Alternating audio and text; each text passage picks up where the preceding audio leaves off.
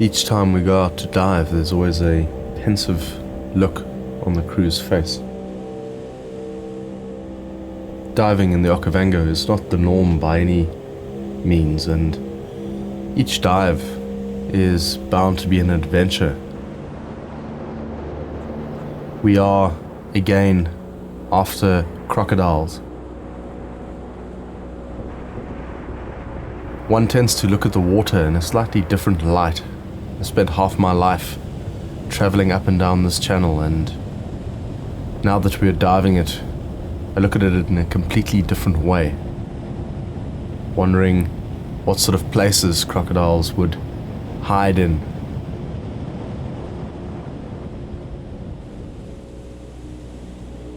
We took an interesting channel, one that has very little permanent land along its edges. It's made up mainly of very heavy, very thick, dense papyrus banks. With the high water, the papyrus has been lifted somewhat, creating these little spaces and caves.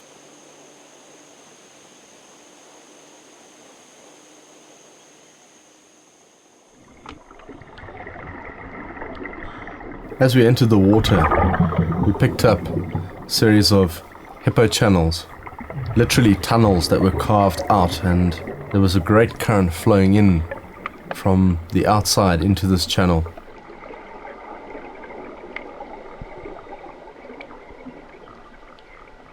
The papyrus was indeed afloat, creating huge gaps.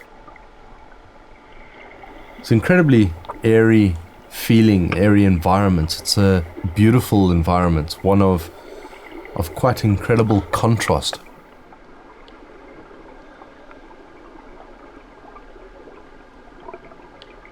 It's quite incredible to have this dark, towering roof and everything very, very still, even though there's a slight current pushing through.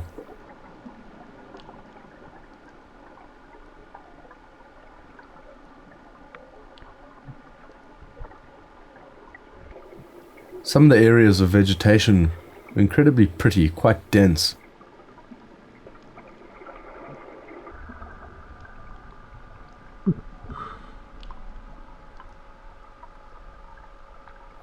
This is where we found our first crocodile. He was lying with his head buried under a piece of papyrus in the shadows and in the dark. Just by the size of the scales and the bands running along his back and near his back leg, we realized that this was quite a substantial croc.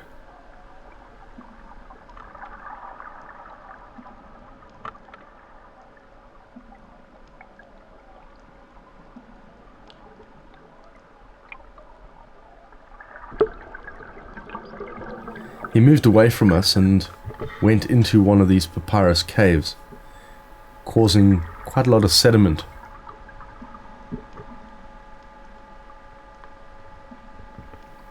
This croc must have been 3.5 meters. He was really a substantial croc. If you look at his face, you could see how his actual jaw, the bone on his jaw, has really developed, and you start to lose sight of a lot of the teeth.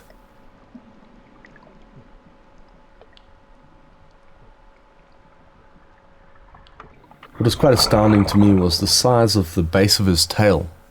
It was incredibly thick.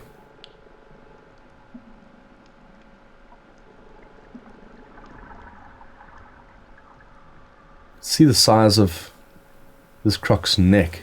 It's very, very big, a lot bigger than the head.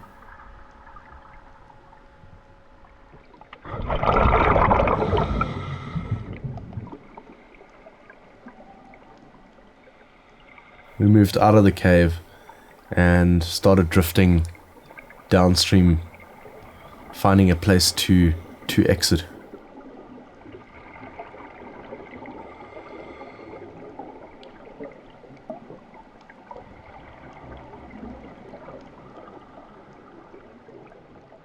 Richard pushing his stick out of the surface of the water, indicating that we need to be picked up. It was a great dive, heart beating quite fast during the beginning of this dive.